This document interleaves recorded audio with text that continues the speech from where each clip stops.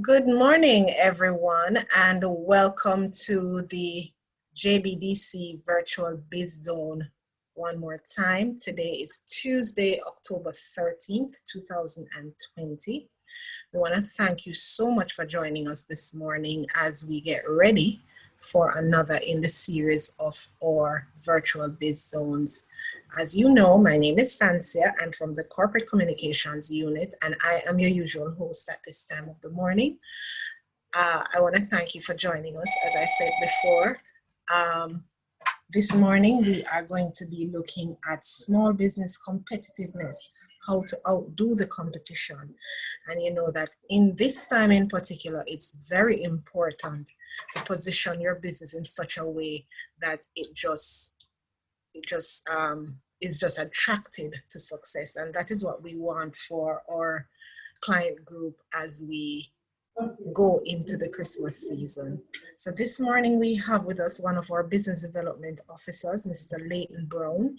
He is from our St. Anne office, and he's going to be talking to you about this topic this morning. I ask that you make him welcome at this time. As usual, what we will do is facilitate questions in the chat while he does his presentation. And of course, we will facilitate questions and answers at the end of the session. As a reminder for you, the session is being recorded. And so if you miss out on any of it, you can always subscribe to our YouTube page on at JBDC Jamaica on YouTube. And once it's uploaded, you will be notified. You can also bring it to the attention of any of your friends who are unable to be here with us this morning. So at this point in time, I'm going to hand over to Leighton. Please make him welcome.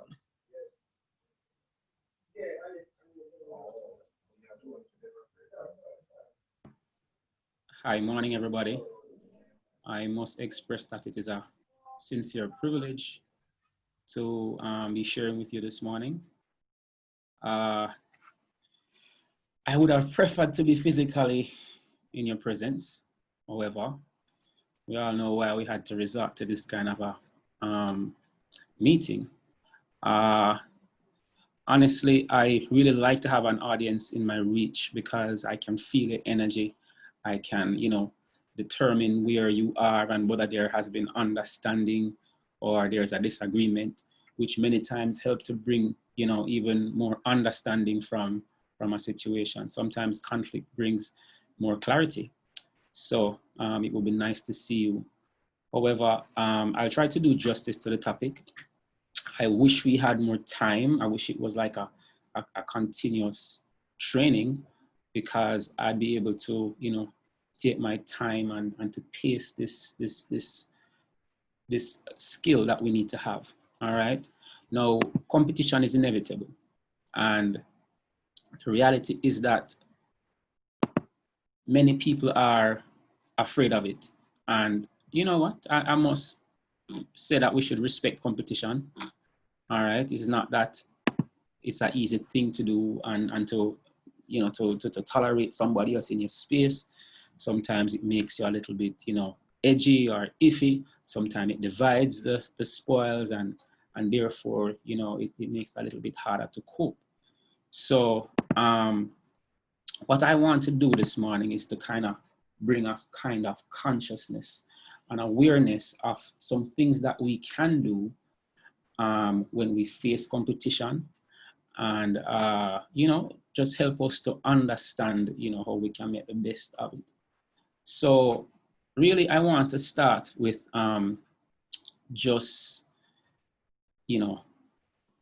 looking at a particular video, right? This is something that we might have seen before. I don't know if everybody is familiar with this particular event, but I'm pretty sure that we are familiar with many of the faces we're about to see in this video. And we want to do a little bit of a analysis after the video to see what is happening and if we can use any lessons from this to, help us in business. Right? So here is a famous case.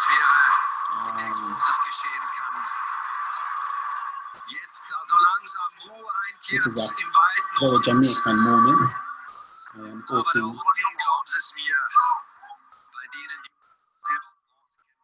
Most of us can identify with this particular event.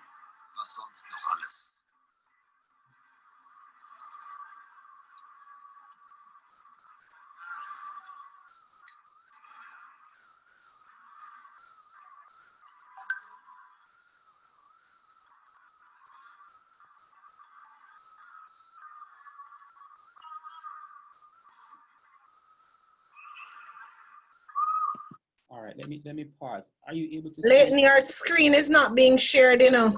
Is it? Oh. No. You have to share the screen. Let me go back to that. I thought I was able to see my screen. Okay, yes, we're seeing it now, so you can go ahead and share the video. Thank you so much, Sandra. Let's see if we can get that. Hier und jetzt, das ist der Moment.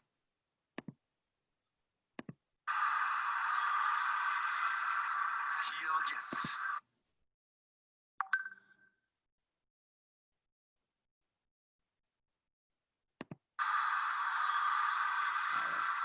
Hier und jetzt, das ist der Moment in dieser Atmosphäre, in der Großes geschehen kann.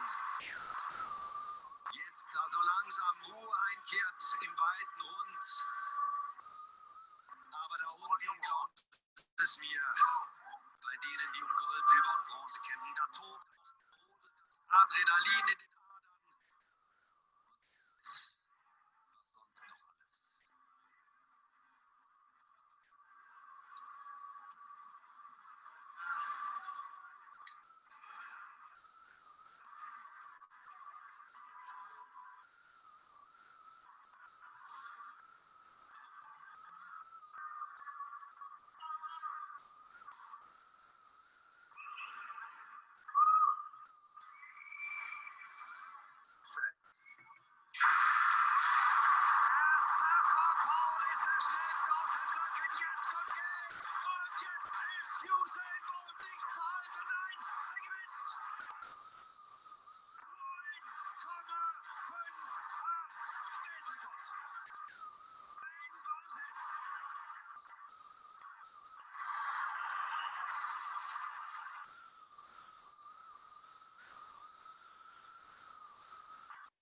All right, so yes, this was Usain Bolt's great world record, his 9.58 performance. And, you know, it is such a remarkable feat, you know, I mean, for a human being to run, you know, 9.58 seconds. I've been a fan of athletics since I was a baby. And I usually, you know, see other countries dominate. But to know that somebody from my country has set the bar so high, I'm you know, utterly impressed with this, and I am a, you know, great fan of the moment. Now, the reason I have shown this video, however, is that, you know what, there has been many studies to try to understand scientifically why is Usain Bolt so fast. All right, there has been many studies, and you know his advantages I've heard of is probably his height. And, you know, the irony though is if he was taller than this field, does it automatically mean that the taller the athlete, the faster he is? It was also noted that Usain Bolt took less steps than most of the other competition. I have another document here, however, which I don't know if I'm able to share quite quickly. You know, let me not bother to disrupt this, all right? But it is also observed that an athlete's cadence, meaning how quickly he makes his steps, or his reaction time, you know, the time from which he hears the gun and moves, also greatly influences his ultimate speed. Now, the irony is that even though there is some fact into all of these elements in determining how fast you are, what is ironic is that there are people who might outdo Usain in individual elements. I'm pretty sure there are people who are taller than he is. I'm pretty sure there are people who are stronger than he is. I'm pretty sure people have greater cadence, which is the steps, or take fewer steps in 100 meters. Yet the irony of this is that it doesn't make them faster. I remember watching a particular analysis by the great Michael Johnson, who criticized Usain's running style because, you know, he ran in an inefficient way, according to Michael Johnson, meaning that his body was not optimal for getting the kind of results that an athlete is supposed to use. Now, the irony of this in life is that there are so many things that come together to cause something to be good, right? And similarly in business, there are many times when a business does very, very well in one particular aspect, one particular category of activities, one particular area. And sometimes, you know, this seems as though it should be the greatest. However, when we assess the results of this business, we don't really get that kind of evidence. So my whole approach this morning, or the reason behind me, you know, trying to affect us on this particular topic is just to, you know, help us to become more cognizant of what are the other aspects or areas that we could be, you know, mindful of to help us in business. So my first, should I say, topic or section of this presentation will actually look at a business itself, because, you know, before you can do well at something, I think it is probably, you know, prudent to know exactly what it is. All right. So I have here this morning what I call my equation of what a business is. You know, if you look to the top left of my screen, you'll see that I have there production plus marketing over resources is less than profit. All right, that is what I call my equation of what a business is. The reality is that a business is really creating a utility. It is creating a good or service for sale, right? But we must be making a profit for it to be considered a business. If you are doing an activity and you are getting or yielding less than what you are putting in, unfortunately, you might have a charity or you might have a hobby, but pretty much you have a business when you're making a profit. Okay, and so I have many entrepreneurs that meet me on a daily basis, and I realize that many of them, you know, are, you know, very passionate about doing a business, and they might have even really attractive products, you know, really nice products, but the reality is that they are not able to see a profit or a substantial enough profit, right? And so what I want to do is I want to start by looking at the various aspects of making this business. So again, if a business is providing a utility, right, then the production, all right, aspect or the production function of business is the provision of an item or service for sale, and be it manufacturing, and we can replace the word retailing by merchandising, because retailing and wholesaling is in the same category. And we have like service-based businesses, and what I could put here is like hybrid businesses, businesses that combine a number of different, what do I call it, aspects or industries, right? So the first function of business is the production function. And what I find is that many people are good marketers. However, the product is somewhat compromised. And so they come to me sometimes as a business consultant or as a business development officer, not understanding why they're not doing well when they have spent a ridiculous amount of money and resources doing marketing, which they deem themselves to be very good. However, there is something lacking, and you know that is usually being able to trace to the production function. But the irony of this situation is that, believe it or not, my experience of Jamaica is that we tend to do well at the production function, and where I see us falling many times tend to be the marketing function of business. Now, The marketing function speaks to the different activities to stimulate the customer into buying. All right. And what is a very common trend is somebody making a really solid product, a really nice looking product. They'll tell you, Mr. Brown, my product is perfect, but I just not getting the sales.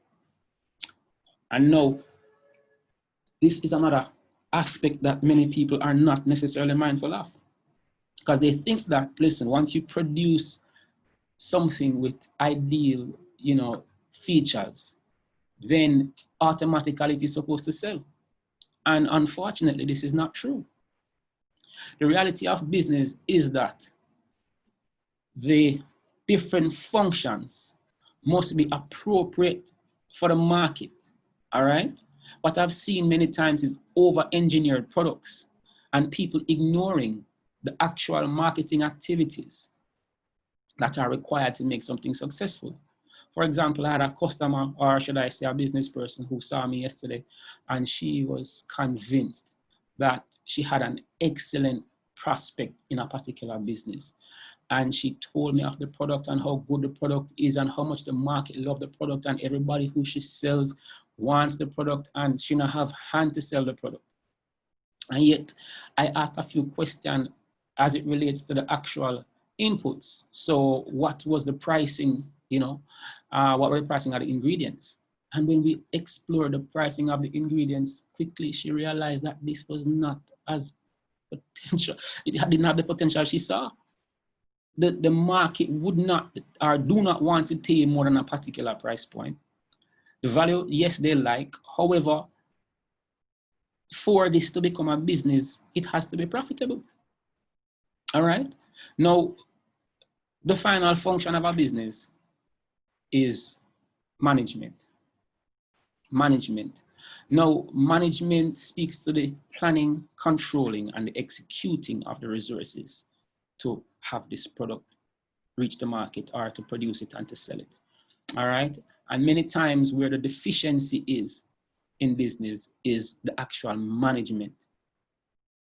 All right. Now, the reality is that if you exceed the required resources for a business to be adequately accepted by the market, all right, if you exceed the resources, many times what you have is a business failing. As a matter of fact, you know what? The majority of businesses do not fail because they were bad ideas. The majority of businesses fail simply because the owners or the entrepreneurs ran out of resources before the business caught root. So if you are actually providing, let us say, lunches for sale, right? And before your ideal market, your market segment or your target market, before your target market has gotten an understanding of what you provide and that you are, a better quality product than the others in the market and that your prices are competitive, if they don't get a hold and are consistently buying from you in time and you run out of money to keep going, then simply this business could end up being a failure. So having the right amount of resources to actually execute this business is as important as being a good producer or a good marketer. Let me just, try to proceed here. Now, let us look at the different functions individually.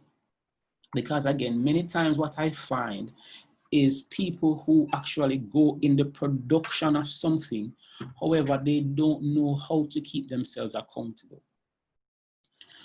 One of my greatest cringe moments, especially, is when an artist or a practitioner sits in front of me. Somebody who understands how to make a product, it's, what should I say? It's best version of what they interpret as being good. Because somebody who is actually of the mindset of creating something, but they don't take into consideration the other aspects, such as, the raw materials or so on. Because normally when an artist sits and he has his paint and his brush and so on, they try to create the best the best final product so that the users can really appreciate the work. But did you know that sometimes a product is over-engineered? Sometimes the product has too much put in its raw materials. You know what I mean? Or sometimes the product really represents you, but not the market. And so it is important to understand what the objectives of producing this utility is. You understand? So before you go ahead and start producing something, it hurts my heart when people go and create something and then complain that they're not getting enough sales. This is not business. You had to have considered the other functions of business before you created, all right, a product. So production, I define here as the creating, acquiring, or administering a utility for sale. So yes, you can actually manufacture an item. That is really a part of production. Some people don't make the items they sell. They will actually purchase it from somewhere else. All right. Or some people, their item is not tangible. It's something that has to be administered. Probably you are a painter. Probably you are a carpenter. Probably you are a lawyer. All right. But now you need to also understand the objectives of your production for you to create an effective business. Therefore, you have to take into consideration the ideal cost, quality, quantity, or time that the market would want this particular offer. All right. And if you are aware of the production objectives, what it does is that it gives you some flexibility to understand how to differentiate your offer from somebody else's. Okay.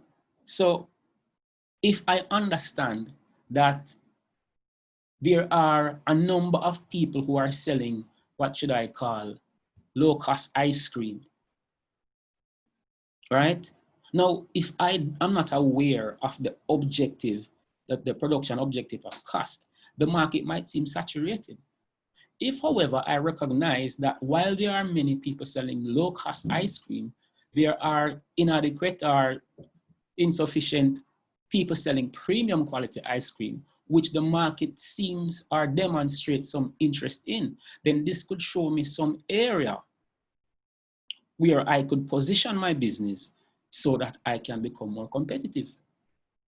You understand? So now what I'm saying is you have to become aware of the different objectives or the different opportunities to produce an item. All right. Now, many people, when they produce something, it actually is more about themselves. They sell whole wheat bread because they think that people should eat healthy. Or they sell mostly pink clothes because they sell clothes for women. And the irony is that you're selling whole wheat bread because you think people should eat healthy. But if your market is not the market that is into healthy eating, then you would have been doing yourself an injustice. You have to be determined. You have to actually interpret what the market wants. If the market is actually into white bread or sliced bread or round bread, then that is what you probably should have. Many times, the pink clothes that you think are for women is not that women like pink. It was you who like pink as a woman. Many times what you'd find is that the female market that you have probably is a professional market and not necessarily people who like pink.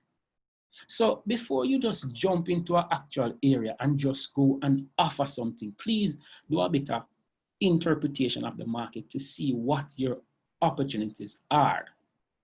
All right. Now, as it pertains to marketing, geez, what I find is that many people tend to use the word marketing in place of the word promotion. They say to somebody, are you marketing? And yes, sir, I promote it. Yes, sir, I advertise it on Facebook and I advertise it on this. And the irony is marketing is so much more than promotion. And marketing is not just about, activities. It's all about ideas. It's about, again, interpreting what the customers want. So here I have the definition of marketing as the implemented ideas and activities to stimulate the customer into buying. Right? So any idea or activity you implement to get your customers to buy more, that is a marketing activity. All right. So even the price point, I mean, I might have left out the 5 P's of marketing.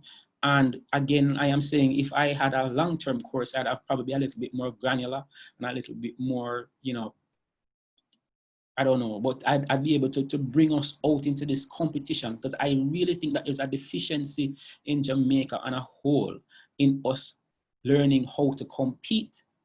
Competition is not that bad. Competition is also good for you. It is good for the market. Competition is good for you.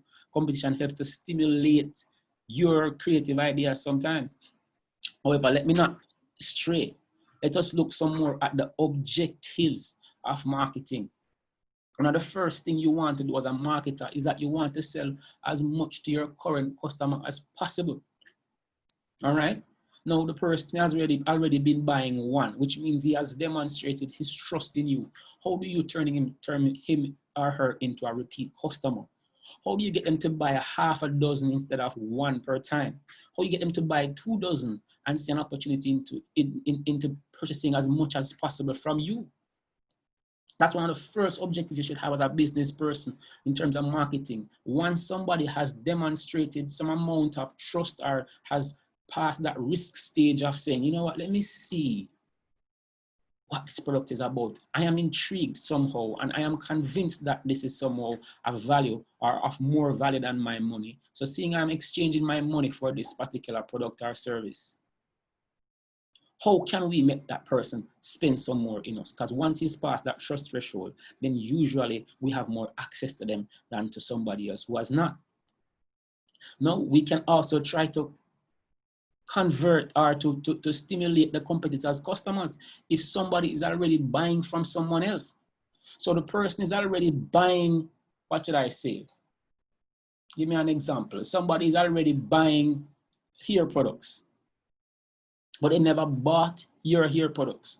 You need to now set a number of activities that are steered around convincing the person to stop buying from over next door and come and buy for me.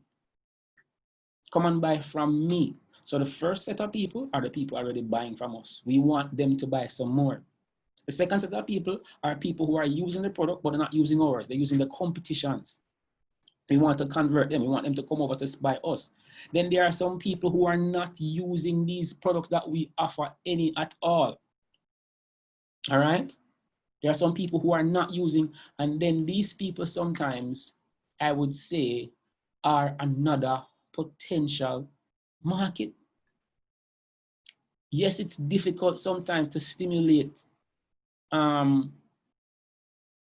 these people into buying because maybe they have some strong position or something shakeable or something not shakeable, but maybe sometimes these people are, you know, are a ripe opportunity, somebody who needs to be convinced why they should get the product. So again, you need to have another set of activities that are geared around turning non-users into users.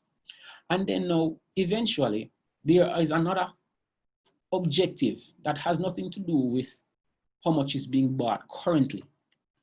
But in the long term, how do I maintain these sales? How do I keep these people to come back? How do I get their children to buy from me in the future? And so there's another set of marketing objectives that we can actually, you know, implement to have these people, you know, help us to become more successful in the long term. So again, one, we should try to have some activities to stimulate people who are already buying from us. 2, we should try to stimulate people who are buying the product but from somebody else. 3, we should try to stimulate people who are not using the product. And 4, we should have some activities to develop people liking our brands on a long-term basis. Okay? Before I proceed, I know this is a little bit contentious, but I was having a conversation with a friend of mine recently, and we were talking about the recent national elections. Now, if you notice that only 35% or around 30-something% of people went to the polls this year. Do you realize that the larger portion, the 65 or 60-something% of people did not vote at all? So what if there was a third party? Or what if you were actually considering your own political potential right now? Maybe it's time for you to realize that there is probably potential for something else. Because if they are not voting for either the JLP or the PNP, and 65, the majority of people are not voting, then maybe it is saying that there's room for a third party. And that's simply how business works, right? So of course, it's not as straight and plain as that. I'm pretty sure that, you know, a third party happening tomorrow morning would not necessarily mean it's going to win the elections, but pretty much that's how business works. There are some opportunities that are being untouched, untapped, and you just simply have to recognize that it is not being used and position yourself for it. Yes, that does not end the game, but at least you know you have scope, now you have a room or area for you to actually execute and try to become successful. All right.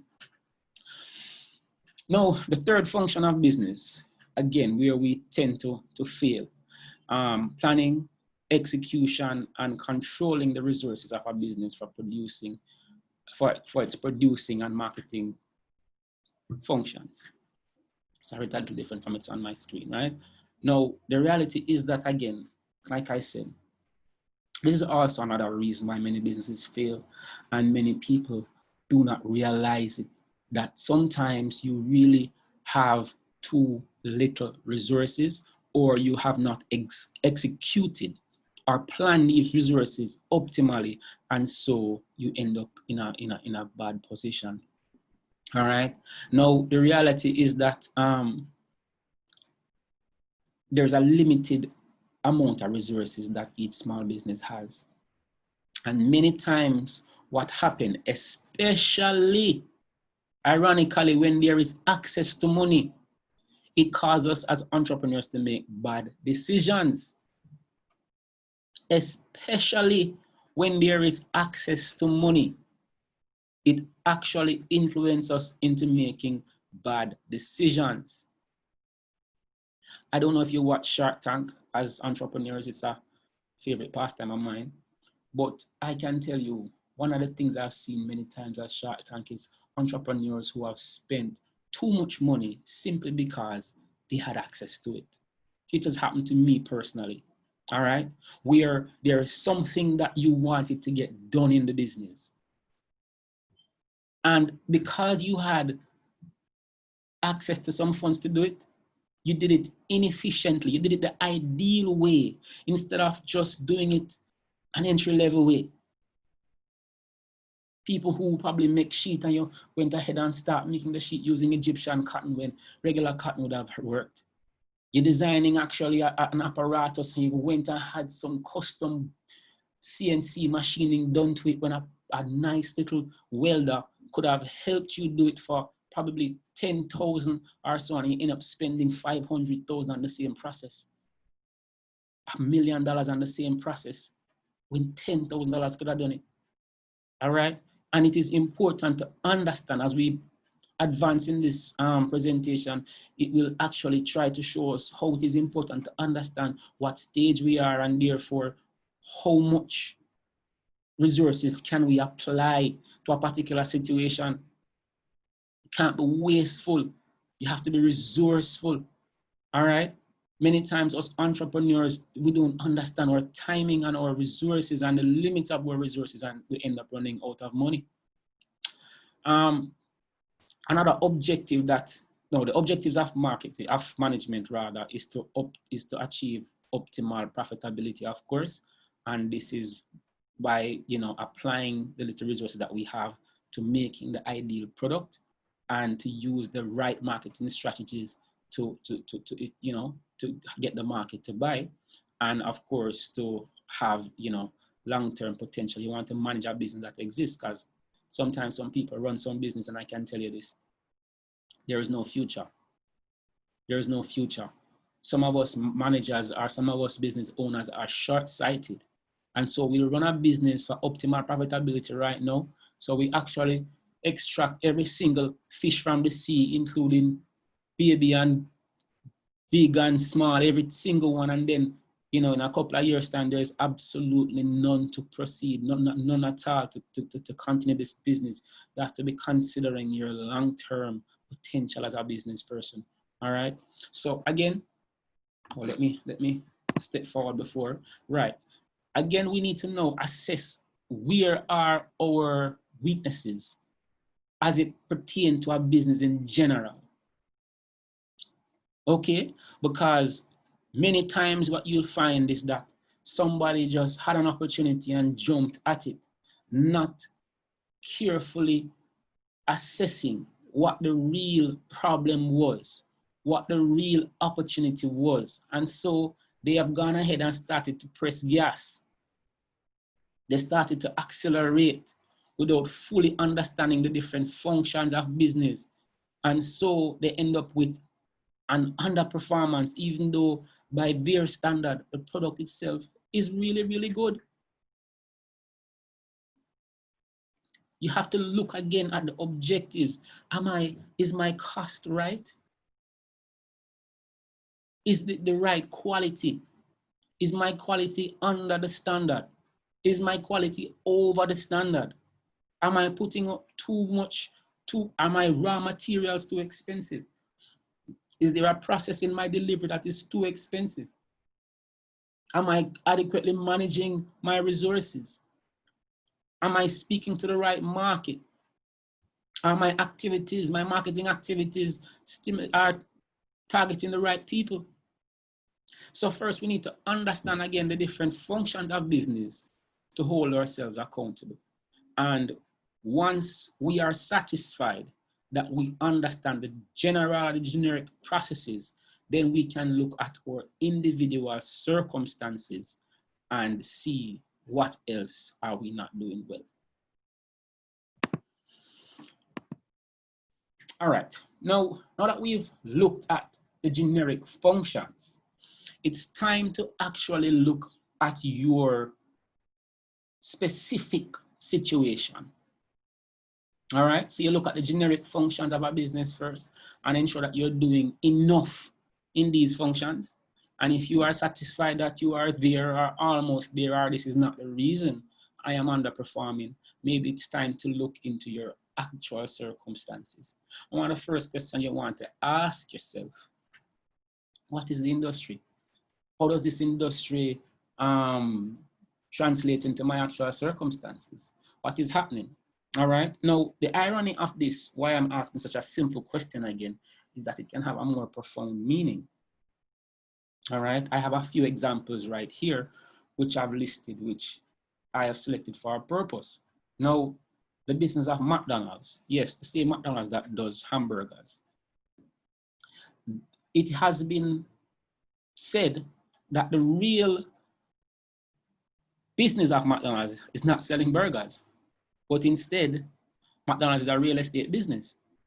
So really, even though what we buy and sell or what the business provides on a daily basis are burgers, the real profit comes from the lands they are acquiring. You understand? Is the places that McDonald's are acquiring.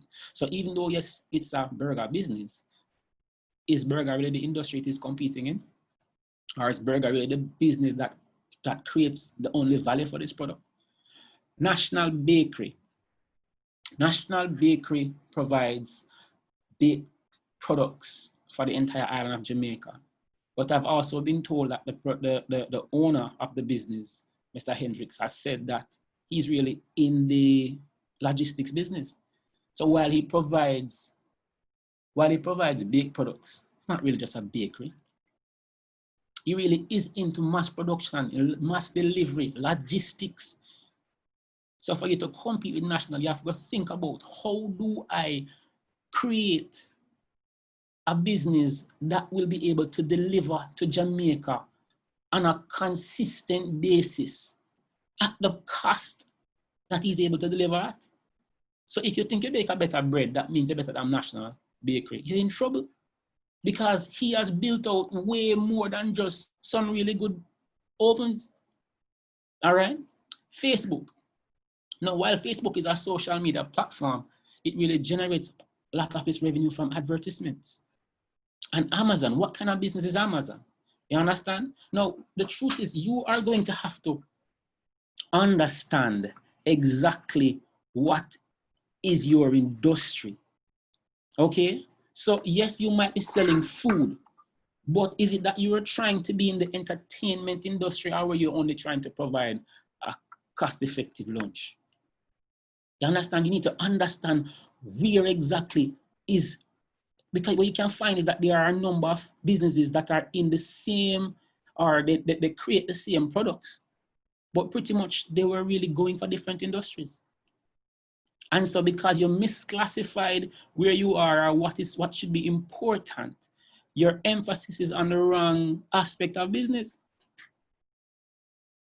Luckily, there are many tools that can help us to, realign and reposition ourselves. And I must use this opportunity to invite you people to meet with the business advisory team of JBDC. All right. It's a very well-equipped team with a number of tools that can help you in various ways to understand fundamentally what you're doing. I'm not going to deny it. Yes, many of you are better at creating things that we can't create. And yes, you are probably genius marketers and so on. But I assure you that there are tools that we have to use on a daily basis that will assist you to think about the whole picture, to think about more than you are accustomed to.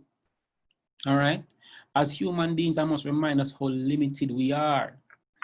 Even when we think we are great, sometimes we're so limited that we don't even have a clear understanding of our weaknesses. And so sometimes you need to meet somebody who's in a space who can ask you the right questions to ensure that you're doing the right thing. All right. So yes, some of us are doing well. It's another challenge I find in Jamaica. Can you imagine that the more people are doing better, the more you can talk to them? As a business consultant, I can tell you, especially when somebody has potential, that is when you don't see them. That's when you can't chat to them because them know. For them say, one year I'm a king in a blind man country. Ever heard that saying before? One year I'm a king in a blind man country. The reality is that many of us entrepreneurs have way more potential than we deem, way more potential than we think we are. Even when we're doing well, if you truly understood your potential and where you could be, if you really understood the markets that really would have found your offer so relevant, if you really understood the opportunities for financing and for scaling and for growing and for operating on a different level, you'd have actually had a very different approach. So I want to encourage you guys to talk to your friends, to talk to yourself, talk to that business person you know, relative, and say, listen, let's go in for a discussion, because even though we're not doing badly, or, even though I'm doing so badly, maybe there is some hope. Maybe there's something that we can do about it. All right. Now, one of the things you want to become in business is a competitive monopoly. All right. You see, like how JPS is a monopoly. Yes, you want to become a monopoly in your offers, in what you have as a business. And by this, it means by dominating, or dominate by subjugating the present competitors, or by finding new markets where there are no competitors. Now, this is probably a little bit more technical than taken for at face value. All right. But the reality is that if you really are serious and passionate about providing a particular offer, I challenge you to now set an ambition to subjugate the present competition, to put them at second and third and fourth, and you to become the top offerer of this particular product or service. All right. And two main tools in achieving this is positioning and segmentation. Now, many people, when they think about competition, all they really want for competition is more money. But it's not as easy as that. You understand what I'm saying? It's not as easy as just putting more money to get more results. Many times there is something in this business that needs patching up, that needs fixing, that needs reinventing, that needs retooling, that needs repositioning, that needs defining. for you to actually get the results that you want. And so one of the things that you want to do is to sit down and look at your positioning and your segmentation. Let us look at these two different terms at a close-up. And forgive me for using these technical terms, right? But it says here, segmentation is dividing a market into smaller homogeneous groups for the purpose of domination according to the needs, benefits, outcomes expected, and purchasing habits and occasions. Now, this is a beautiful word if you understand what it means. Dividing the market into smaller groups. Now, the irony is, yes, there are some industries. Let us say that you have a business in the clothes industry, right? You're selling clothes. Now, it might seem as though there are so many other clothes stores. How do I make a unique offer that will have people coming in, right? And then you talk about baby clothes. All right, so we divide the clothes for people living in Orcharius to baby clothes, right? We're going to look at now at baby clothes, which is a smaller segment. Now, yes, you might find that there are also a number of other people selling baby clothes in the area. Is there anything else we can do in terms of defining a smaller group to get more sales, or to get people to consistently buy your products, or to call your name, or to look at your brand? It is my understanding, unfortunately, I have no youth yet, but it is my understanding that boy baby clothes are harder to find. It just might be an opportunity. Maybe you could have a baby clothes that targets or looks only at male babies, male children. What if you just have a male children's clothing store? All right, then maybe what you need to do now is either look if your immediate market is big enough. For example, I am currently in Orcharius. Is Orcharius big enough for me to sell male children clothing? If Orcharius is not big enough, then I need to look at probably a bigger region. Maybe I need to look at the North Coast on a whole. Maybe I need to look at Jamaica in terms of 3 counties, Cornwall, Middlesex, and Surrey. Or maybe I need to target the entire island. Maybe it's an opportunity to bring male baby clothes in the Caribbean. Maybe my look was too small and there was not a big enough opportunity to do it on such a small scale as in one island. Maybe I was supposed to look at the entire region. And that is how business opportunities are identified, guys. You understand? You have to look and realize that, listen, you have to know how to cut up the market itself to find where is your opportunity. Many times we're looking too small. It's called marketing myopia, all right? But the truth is you have to look a little bit bigger sometimes. And sometimes, oh, this is the other rough one, is when your ambition's too big. Sometimes you're looking too big. Yes, if you're going to be looking at Jamaica as a target market, do you understand? You know what? I can tell you this from experience. Do you understand how big Jamaica is? Have you ever tried to drive out the island, especially when you're driving out the island to reach to a number of outlets? Let us say you're driving to Montego Bay and trying to find how many people have baby clothes store into Montego Bay so you can actually have them come on. Do you understand after you leave Montego Bay and you're going to Negril? Do you understand how many stops you have?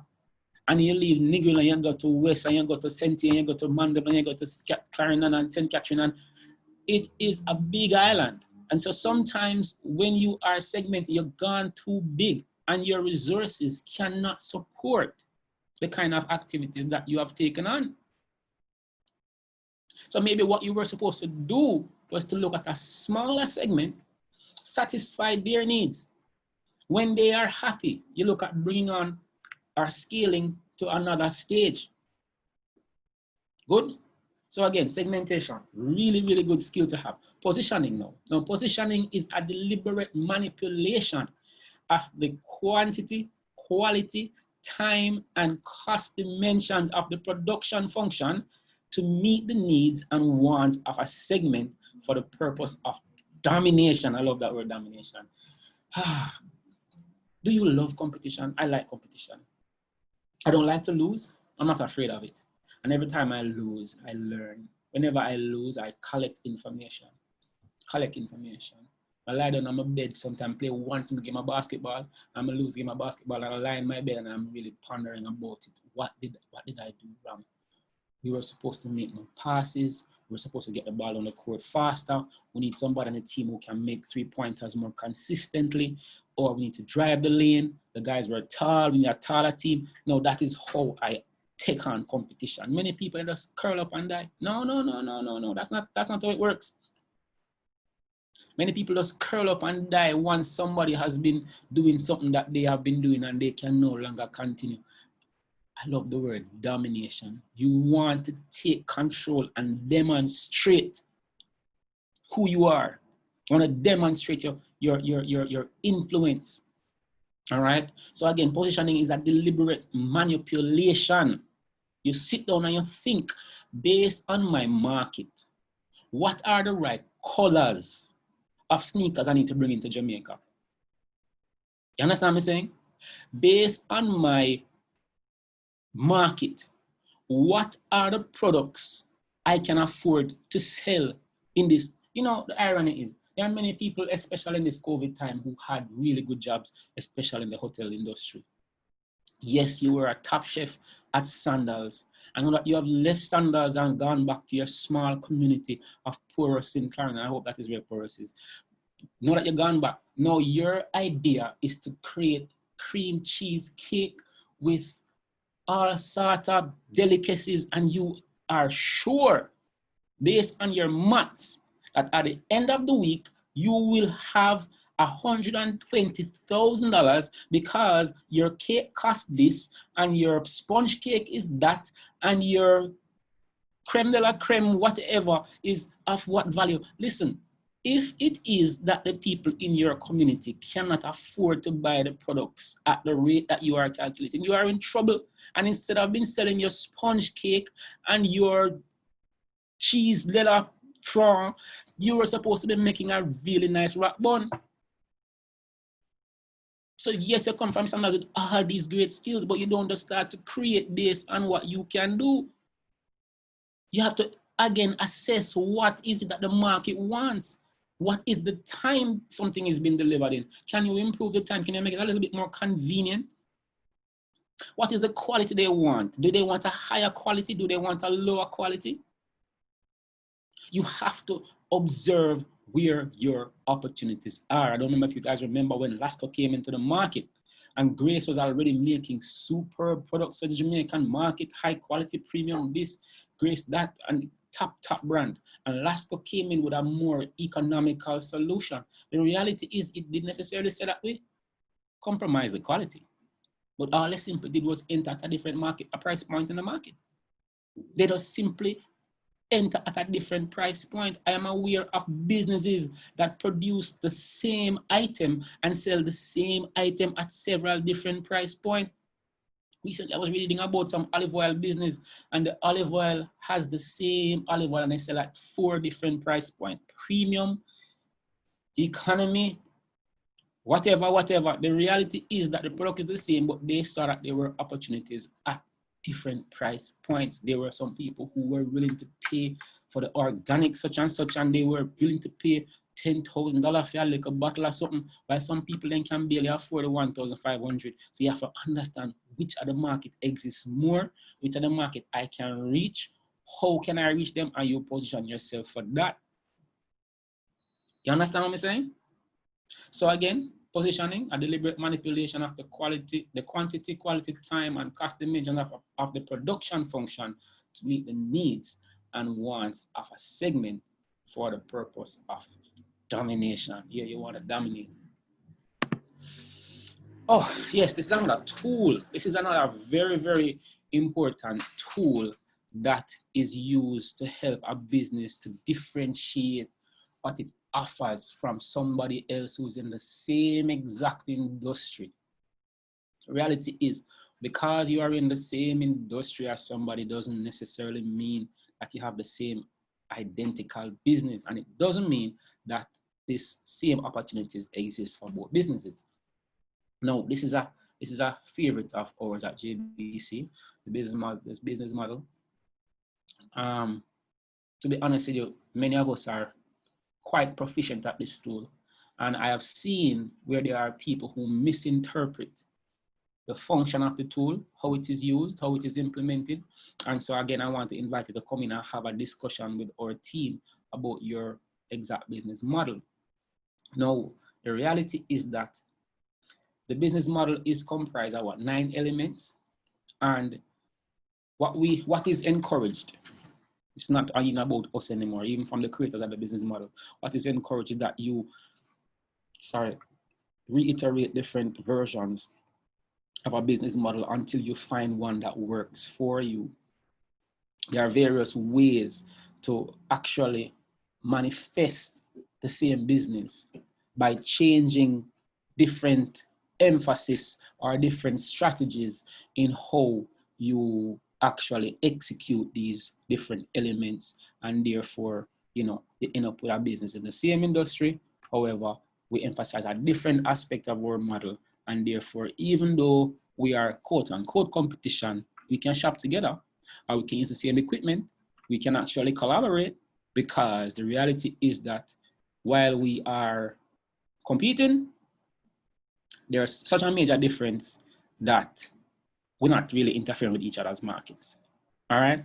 Now, I again say that, specific knowledge is required for this tool, simply because the words seem to have a understandable meaning. However, these different headings are not as literal as in the English language. I like how there's a diamond of proposition used to associate the word proposition to, proposals, wedding proposals, marriage proposals. Somebody's going to propose a value proposition. There's a diamond ring up there. You realize that? Now, the value proposition of your business, you need to sit down and understand, what are you creating, what are you offering, what are the key aspects or benefits that your customer retrieve or experience from your business. And if you sit down and look, let's look at an example. I think I have an example of one right here. All right, so sorry for how fuzzy this was. This is a last minute decision, and what I found was a business model of Netflix. I chose this because I thought that, the larger majority of us should know what Netflix is and how Netflix works. And hopefully, you can understand that, the business model is not a document you're trying to fill out. It's not just a template and you're trying to write out what your customer relationship is, or what the channels that you actually have. It's about the strategy. It's about the strategy surrounding how you approach the value you create. It's that strategy around how the customers, will have a relationship with your business. It's that strategy around what channels will customers either become aware or will actually be able to experience or to partake or to purchase your offers, right? So Netflix value proposition is a watch on demand entertainment, where and when you want. The customer segments are movie lovers, according to this writer. The customer relationship is one of self-service and AI recommendations, which speaks to the self-service, meaning that you'll use your own, remotes to choose what you want to watch. But then Netflix also have a number of suggestions as to, what is most popular in your area right now, or based on something you watched before, you might want to watch this. So, it really does have this kind of artificial side of it that helps us to choose to buy some more. You can actually access Netflix on any device. However, they also have a dedicated application. All right, they generate money directly through subscription. Key activities are product licensing and development of Netflix platform. Now, these are what they spend most of their time. This is a key activity. This is what they spend most of their time doing. All right, the key resources are the Netflix platform and movie portfolio and Marker. To be honest with you, I should have looked at what Marker is, but like I said, it's a last minute addition to my presentation. And so, all right, now the key partners are you know, consumer electronics, cable companies, broadcasters, and producers.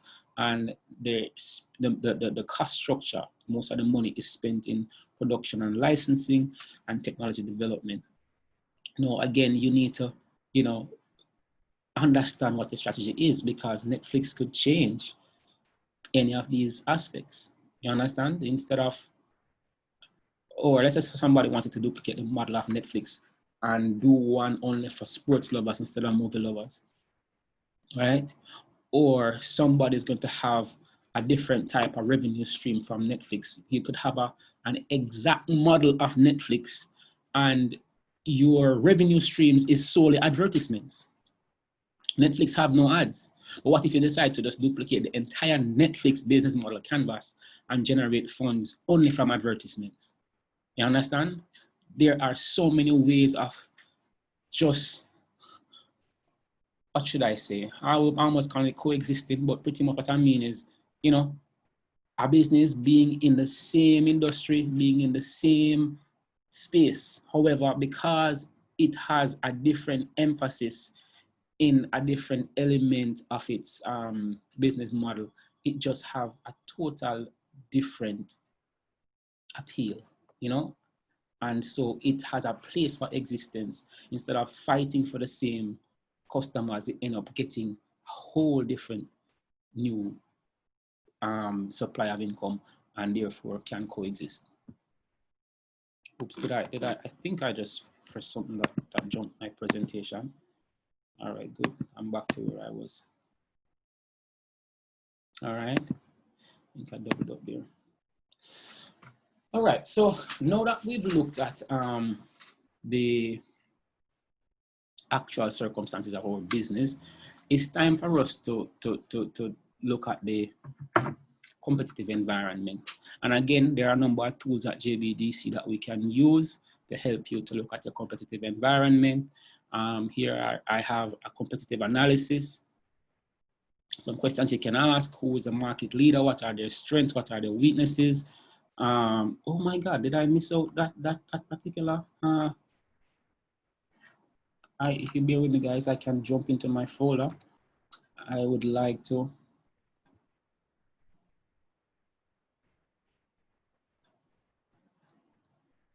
demonstrate to you. Oh, will this change with me? All right, let us look. You know, let us look into a competitive analysis. I don't know if I want to change the screen because I really fear losing my presentation here. All right. Now, the competitive analysis. Can you imagine going into a boxing ring and you're about to fight somebody and you don't know if they're left-handed or they're right-handed? You don't know if the person is a power puncher or a jabber. You know, you need to have a bit of information on the people where you're competing with for you to, you know, be effective as a business person. All right. The competitive analysis is really a diagram or a document that helps you to explore who the competitors are. And it also, you know, looks at the different areas of strength that each competitor brings to the market. As a business person, you might realize that many times your offer is not necessarily directly offered by somebody else, but there's another version of it, or somebody might have done it in another way. And so what you might want to do as a prudent manager is to assess the impact of how that is already existing, instead of being, you know, a little bit arrogant and thinking, oh, nobody does it the way I do. You know, please examine how does this current solution, how well does it work? Because many times what happens is that even though there's something that you're offering that nobody else offers, the reality is that the current or alternative version is sufficiently effective to not give you the immediate success that you anticipated. Maybe it is not even that the thing is better than yours. Maybe yours really is better. But the time it took for the customers to become aware of your offers exceeded the amount of resources that you had available. And so the competitive analysis will list the different competitors and will look at the different areas that they are performing in and to assess whether they're doing well in some areas and what they're not doing so well in, to show you both your threats and your opportunities. Okay? Now,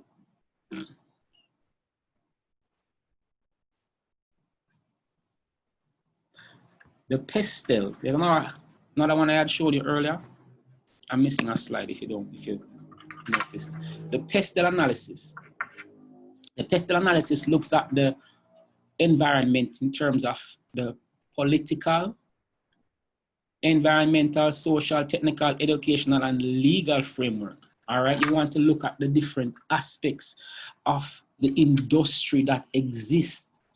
You know what I mean? You want to understand what is the political environment around the industry that you're performing or you're participating in. You know what I mean? What is the economical situation there? You know what I mean? I mean, there are many times when there's something that exists in the environment that has a direct impact on the success of your business. And the reality is that if you are not aware of these, then it could make you uncompetitive.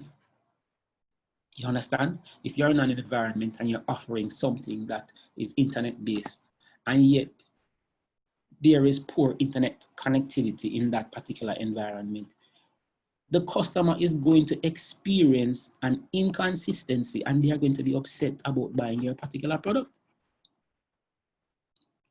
You have to understand what is the technological environment before you do your little IT business. There are sometimes some direct and some indirect political influences. You understand me saying? Political sometimes might speak to the downmanship of somebody in the area, or it might speak to the popularity of somebody within the area. And so you come into the area with the same offer, and there is a threat, there is a serious thing that is causing you to underperform. And the reality is that there is a political influence that you do not take into consideration. So before you take up that little $1 million and go buy a container and set up a car wash in an area, it is good to understand how run things about you, how the person stay. You know what I mean? And the bad man thing going on in the area, is it actually a good thing or a bad thing? Because yes, there is party politics when it comes on to PNP and JLP and the other LPs, but the reality is that there are other political issues that sometimes are not necessarily as,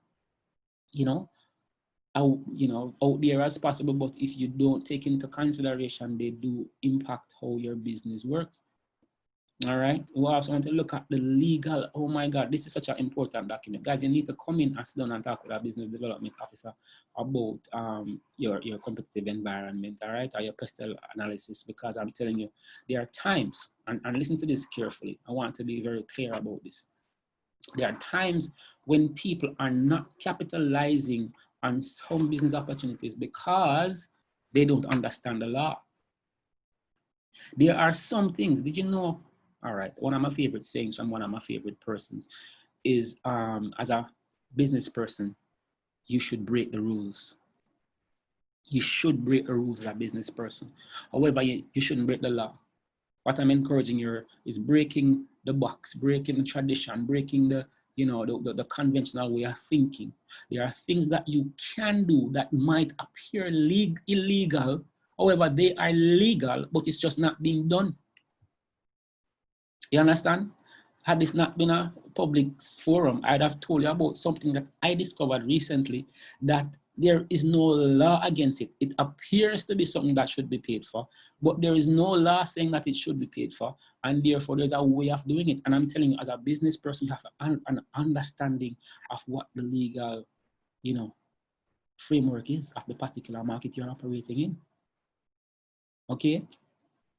So again, you want to be aware of the environment for you to compete. There are things that exist that are not necessarily directly about you. All right. So if you have done a SWOT analysis before, you would have recognized that the strengths and weaknesses are things that have to do with you, but then there are opportunities and threats which come with the environment which you operate in.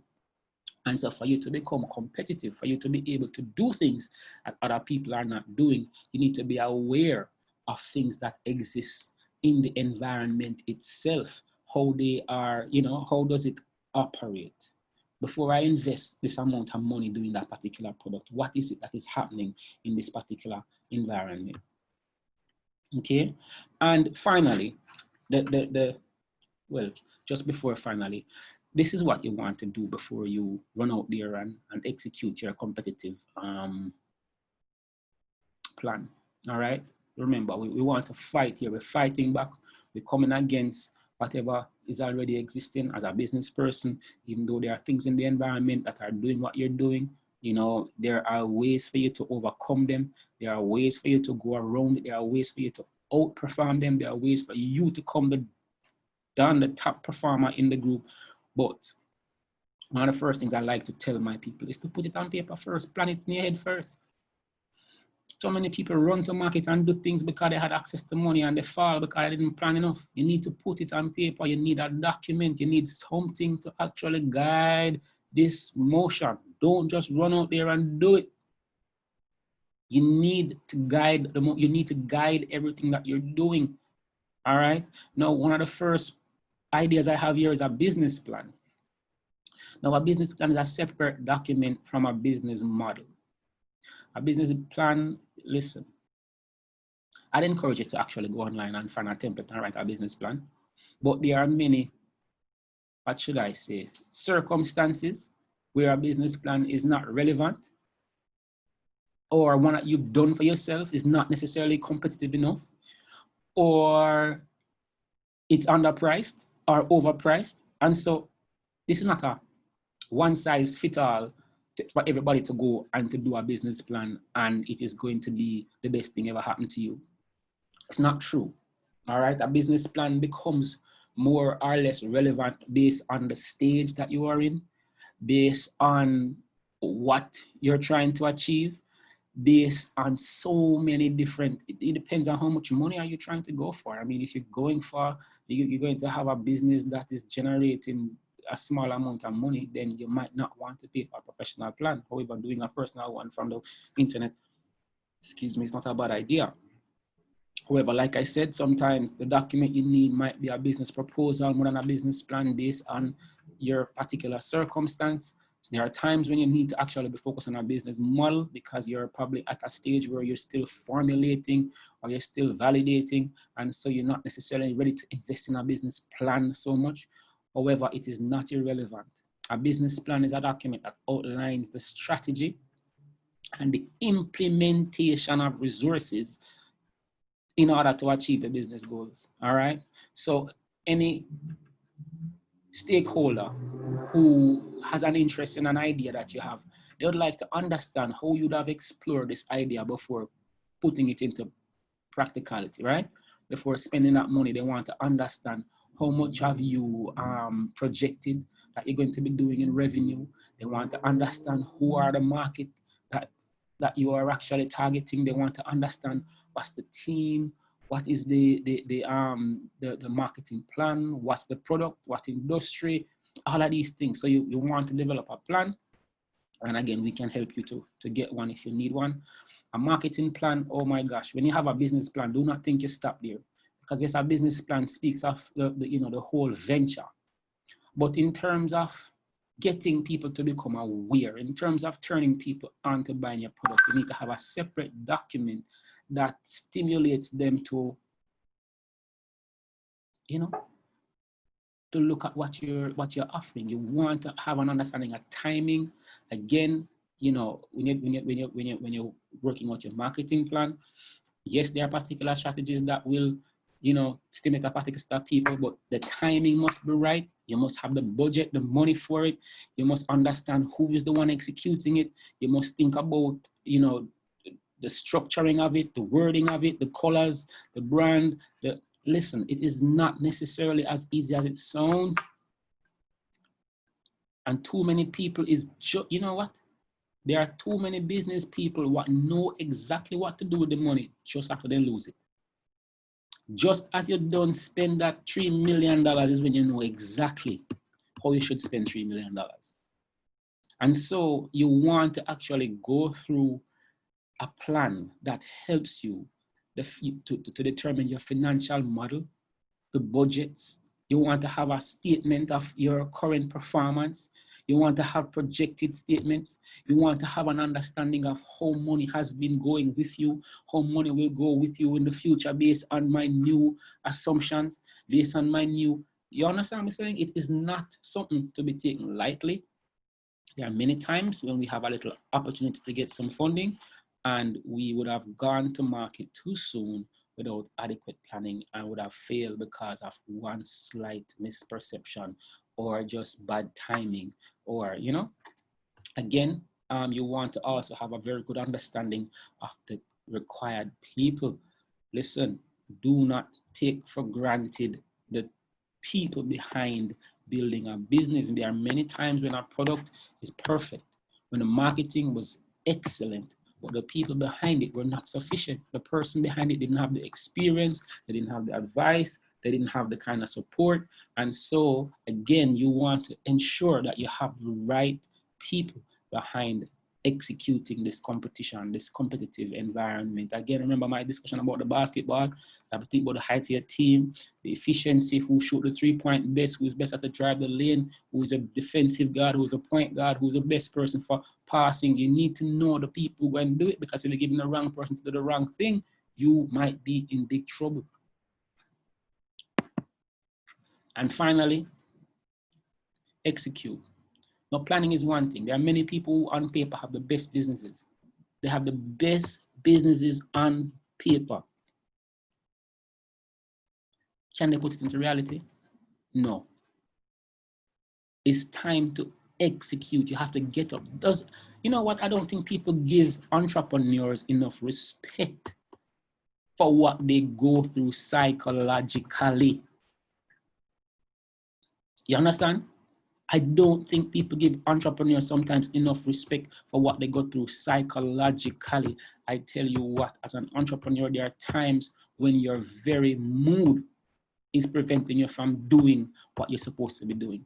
You would have gone through, you'd have had the perfect plan, you'd have gone through, made the right relationships, and you are so depressed from being in a desperate state for such a long time that you no longer have the mindset, you no longer have the psychological energy, you no longer have the will to just, you are being beaten out. It's difficult, you know, this entrepreneurship thing is so difficult sometimes because, all right, it's about living in a space of sacrifice and minimum to prove something worthwhile to a group of people, right? And when the people are turned on and finally start to buy in volumes that actually reflect your energies before you see the remuneration or the worth of your energy and your effort. And so it is easy for you to become, you know, depressed about it. You know, some people, it's not a matter of even, some people just sleep too much. You sleep too much. You want to talk about entrepreneur and you say sleep. You sleep too much, man. Get up and go and do. Some people just full of ideas. Oh, if I were, you chat too much, you talk too much. Stop the talking now, go and do, execute. All right, it is not about what is in the head. It's about interpreting this opportunity and putting in the right elements, putting in the right things to get the kind of results. All right, so again, I want to encourage you guys. Listen, it is hard, but you got to do it. You have to do it. All right, things to consider for becoming more competitive. You have to know your market. Forget what you can do. Forget your favorites. Forget how good you are about anything. Know what the people them want. Know how much the people them have in them pocket. Know when them buy. Know how them buy. Know who buy. Know who. You have to know your market for you to do well in this entrepreneurship space for you to compete. Know the competition. Too many of us are too arrogant. Yes, you are a good chef. You are not the best. Or sometimes you are a good chef and you are indeed the best. But what the people need was not the best. The best was too expensive. And so you have over-engineered the product and now you are in trouble because it's not selling. Now you have invented something that is brand new and but nobody else is buying it. Know your personal currencies. I love to talk about personal currencies, and many people don't know what their personal currencies are and how to spend it. What are your personal currencies? What are your strengths? Are you beautiful? If you're beautiful, know how to spend it. Are you articulate? If you're articulate, know how to spend it. You rich? Know how to spend it. You have a famous last name, somebody in the world, you know, some people have some last name, especially in Jamaica. You have some last name when you call them in a boss, things happen. Know how to use your last name. What are your personal currencies? These are things that can help us to do very, very well in the business. Know the time.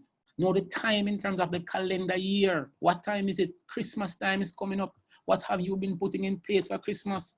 Know the time in terms of season. Know the times in terms of stage. Are you a startup? Are you at the accelerating stage? Are you at a mature stage? Because all of these things will determine what you should anticipate. It should tell you where you are. You understand? Know the laws so you can break the rules. I don't want you in prison. I don't want you to lock up in jail. But if you know exactly what the laws are, you will know what you can do and get away with to stay afloat. You have to find a way to stay afloat. Know your finances. There are too many people who are so aware of the product itself and the marketing and so on. They have no clue about how much money they spend, how much money they need, how much they don't have a clue. Know your finances. You have to know how much it's going to take to do that new spa you're thinking about. Know your team, know the people, them strength, know who can do what. Do not misplace people. If you put the wrong person in the wrong place, you're going to pay the price. Know your team, acknowledge them, make them feel like part of what is being done, reward them, make them feel good. Chastise and punish who must chastise and punish, but you have to know how to make people want to wake up and do. Some people are not performing in your team, you cause it. Some people are not performing because of your choices, because of how you are acting. You understand? So if you don't know them, you're going to be in trouble. Next thing is find a balance. This is a very important part. And I want to talk with a softer tone, right? Because the reality is that there are many people who are working hard. And what is happening is that you're working too hard. You want it too much. Calm down. Find a balance. You know, when race cars, or should I say race car drivers, you know, many times, especially when two race cars have the same potential, the driver that comes out on top is normally the one who knows to brake better. Not to accelerate better, you know, the one who knows to brake better. Accelerating is almost a given. Anybody know if I put their foot on gas and press gas? Do you know when to brake? Because if you're braking at the wrong time, you could be burning yourself out. You could be running the car into a, or I say car, of course you understand the metaphoric meaning. You could be running it into jeopardy. You could be mashing it up. You could be destroying it. Understand how to find a rhythm, a balance, how to do things without breaking it down. A business must continue. It can't just last for 3 good weeks of being the toughest thing. And before you know it, it come out of style, nobody no want to do it again and you're not making any money. And finally, the last two is fail more and fail faster. All right. Too many of us are afraid to fail. And so because we don't want to fail, we don't try. And finally, fail faster. All right. Guys, don't just, you know, sit there thinking and pondering about things that should be done. See if you can, you know, get it out, do it in a cheap way, get a version of it out on the market, test it, see if it working. If it's not working, move on. Don't just fall in love with the product and forever you are at the initial stage. Just, you know, find a cheap way of doing it get it out there, test it, see how the market think about it. If them like it, adapt it and grow it and finish it and fine tune it. But if they don't adjust, change, you know, move on. Anyways, it's a privilege to have shared with you this morning, and this is the end of my presentation. I wish we would have had, you know, a different situation, of course, physically first. I'd love to feel the energy and to entertain the questions a little bit earlier. But now I want to turn over to my host, who should be, you know, channeling some questions to me. I assume that is how it will be done. Wow, Leighton. I'm sitting here and I'm saying there are some presentations that when they're done, you just don't say anything. You just allow the questions to flow in, because this presentation was powerful beyond powerful. I need back that last screen. I need back that last screen because all right, yes, because I wrote down some notes, but I need back that last screen because I would like persons to look at it again and take these tips, the things to consider very seriously. Know your market, know the competition, know your personal currencies, know the time, which is the calendar and the season, know the laws and break the rules, know your finances, know your team, find a balance, fail more and fail often. Bev Gordon says in the chat, I feel like Leighton beat me up, but in a good way. And I was thinking that in a Bev, but I say, would I prefer somebody else say it? Because I didn't want to be the one to say it. But Leighton, your presentation this morning was very informative. Yeah, and it had truths. There was no lie. It was all true. And I believe that if persons take what has been said here this morning and apply to their businesses, they will see themselves being more competitive in the local market, particularly now when a lot of persons are unable to compete because of the varying circumstances facing small businesses on the ground. I want to just remind persons that this presentation will be available on our YouTube channel, maybe by about Friday of this week. So you can take the time and go back through and listen again. I noticed that there are not a lot of questions coming in, just really commendations. There were things I didn't think about, so thanks. I even got a great idea while listening, but gonna research it. Very good move there, Bev. Somebody named Rasu says, bless up LB. So I'm assuming that's someone that you know, Leighton. All right, so I'm not seeing any questions.